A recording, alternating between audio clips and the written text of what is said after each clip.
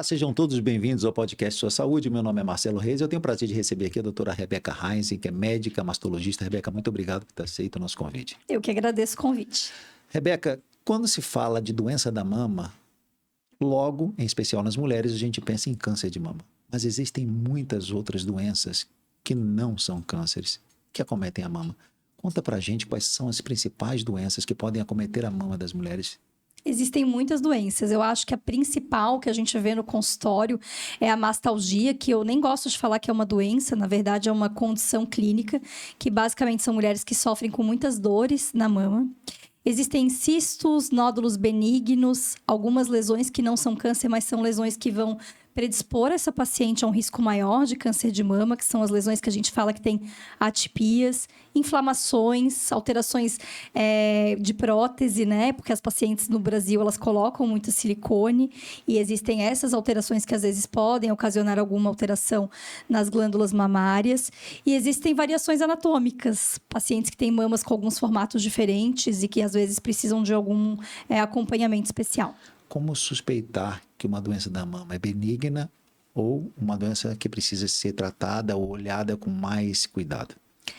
Nada vai fugir do exame físico, né? Eu brinco com as pacientes, às vezes elas deixam os exames no meu consultório e falam, meu exame tá tudo bem? Eu falei, o exame tá, se tudo tá bem eu já não sei, né? A gente precisa sempre examinar a paciente, mas o nosso terceiro olho são os exames de imagem. Então, é a mamografia e o ultrassom de mama que vai nos predizer se essa lesão é de risco, se essa paciente está diante de uma coisa mais grave ou não. Como é que a gente faz o diagnóstico dessas doenças da mama?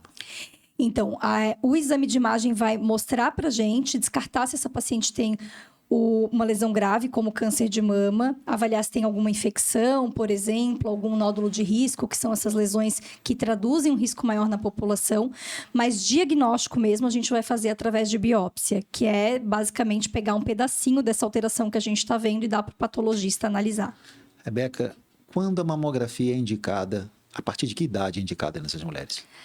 Todas as mulheres a partir dos 40 anos, independente dos sintomas. Mas quando a mulher tem sintoma, daí a gente não está falando em rastrear, a gente está falando em diagnosticar, que é um erro muito comum entre as pessoas. Então, se a pessoa tem algum sintoma mamário, a gente muitas vezes antecipa essa mamografia para em torno dos 35 anos. Muitas mulheres reclamam da dor no exame de mamografia. Existe alguma coisa que possa ser feita para diminuir esse desconforto?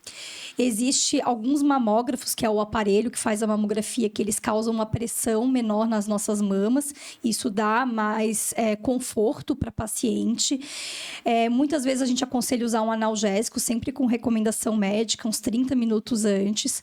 Ele é um exame que eu brinco com as pacientes. Não é doloroso, ele é desconfortável, mas é um exame também muito rápido e muito eficaz. Existem indicações para outros exames além da mamografia? Existem. Então, o ultrassom vem como um complemento da mamografia, ele consegue nos mostrar coisas adicionais, principalmente para avaliar nódulos, cistos e o silicone, a prótese mamária. Existe a ressonância mamária, que é um exame que a gente utiliza muito para as pacientes de alto risco. Hoje em dia, a gente tem, doutor Marcelo, uma ampliação dos testes genéticos, então a gente está pegando muita paciente com mutação e essas pacientes também têm indicação de fazer ressonância das mamas. Rebeca, uma pergunta frequente é se mulheres com prótese de silicone podem fazer mamografia. Podem e devem. Essa é a dúvida comum de todas as mulheres que têm silicone, que é o silicone vai romper. E, na verdade, não, porque a mamografia ela não vai apertar o silicone, ela vai apertar a glândula mamária, que fica para frente do silicone. O silicone sempre está colocado ou atrás da mama ou atrás do músculo peitoral. Então, o silicone não interfere nem na detecção e também não causa risco na mamografia. A densidade da mama influencia no tipo de exame que eu vou solicitar ao paciente? Influencia. Para quem não sabe, o que é mama densa, né? As pacientes falam, minha mama é densa, mas elas não sabem o que isso significa. Mama densa é quando a gente tem mais tecido de mama do que gordura. Normalmente, à medida que a gente vai envelhecendo, entrando na menopausa, a nossa mama vira gordura e deixa de ser tão densa. Então, quando a paciente persiste com essa mama com muito tecido mamário, que é o que a gente chama mama densa, o ideal é que sempre se faça um ultrassom complementar. E hoje em dia, tem algumas recomendações de se realizar ressonância magnética nessas pacientes também, para a gente evitar que fique escondido um câncer de mama na mamografia. Rebeca, mulheres jovens devem se preocupar com exames preventivos da mama? Sim, então a gente tem aqui no sul do Brasil, principalmente, no Brasil como um todo, mas no sul em especial, uma incidência maior de câncer de mama em pacientes jovens. O que são pacientes jovens? São pacientes com menos de 40 anos que saem dessa indicação da mamografia de rotina. Então, hoje em dia, o que se recomenda? A partir dos 25 anos, essa paciente sempre precisa ter a sua mama examinada, então passar para o seu ginecologista, o seu clínico geral, e faz parte do exame físico, essa mama ser examinada, se autoconhecer, então não fazer o autoexame, né, propriamente dito, mas saber se tem alguma alteração nessa mama.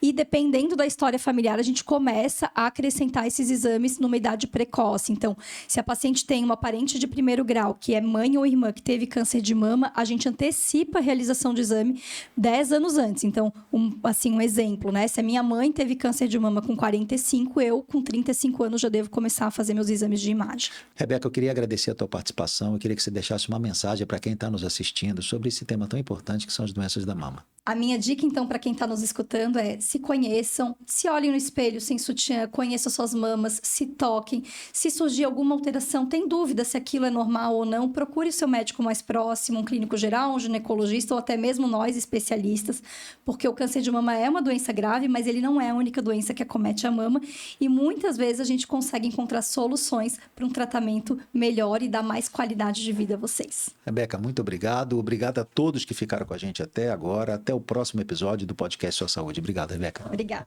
É um prazer.